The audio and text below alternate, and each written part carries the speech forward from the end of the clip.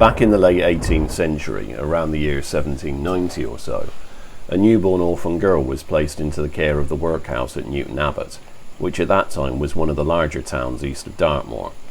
As was customary, she was given the next name available from an alphabetical list, and as such was dubbed Kitty J.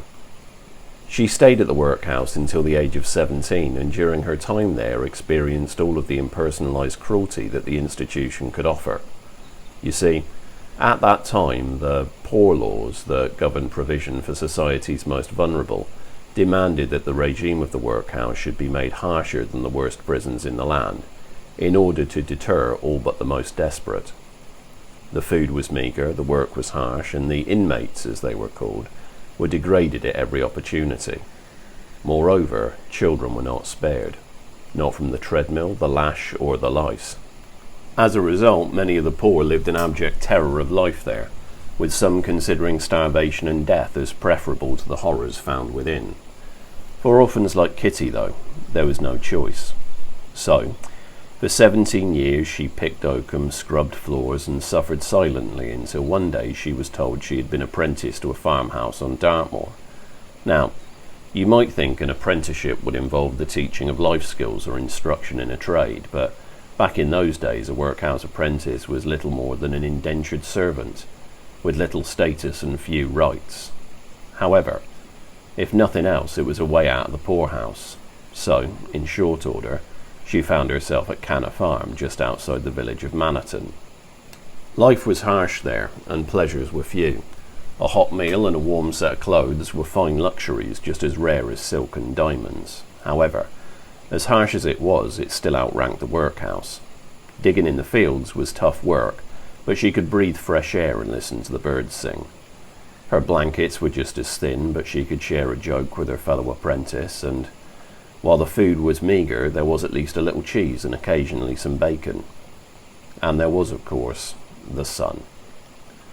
The farmer's son was a handsome lad of about 20 or so, strong from years of manual work and quick with a wink and a smile. It wasn't too long before he noticed the furtive glances Kitty threw his way, and not too long after that he started whispering sweet nothings into her ear. You can probably guess what happened next. What always happens when a young lass craving security and self-worth falls for a young lad who thinks a little too highly of himself. When Kitty first found out she was pregnant, she was over the moon. She imagined a future on the farm as a wife and a daughter, and in so doing saw a life full of happiness that was almost close enough to touch. However, it was not to be.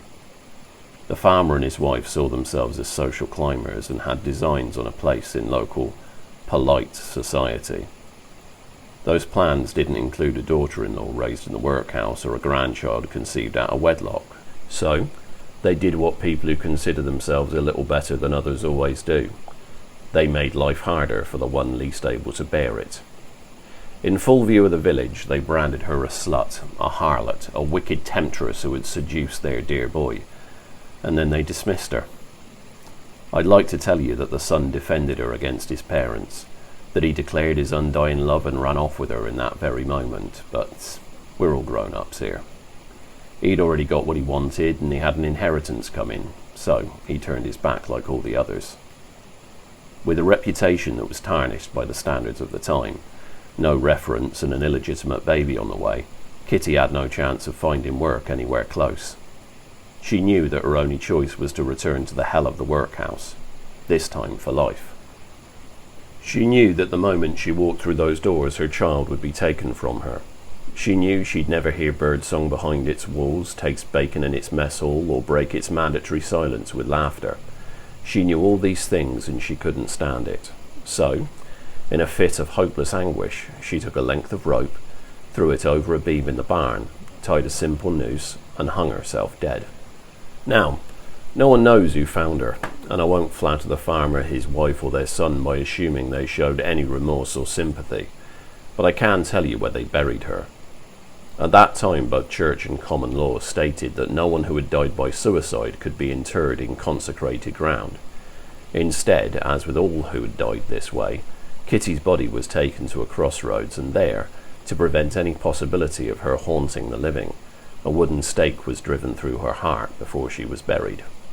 However, While Kitty Jay enjoyed little kindness or sympathy in life, her death granted her a wealth of both. The site of her burial soon became known as Jay's grave, and on moonlit nights for centuries to come, villagers would often see a figure in a thick black cloak kneeling over it with their head in their hands, as if in prayer or penance. The cloak makes it impossible to say if the figure is male or female, but many say it's the spirit of the farmer's son, cursed to stand vigil over her grave as punishment for his lust and betrayal. Stranger still are the flowers. For as long as anyone can remember, fresh flowers appear on Jay's grave every day without fail and regardless of the weather. As no one ever sees who leaves them, many believe that the pixies of the moor saw the events surrounding her death, and not only took pity on her, but made sure that the village would never forget her, or what their ancestors did.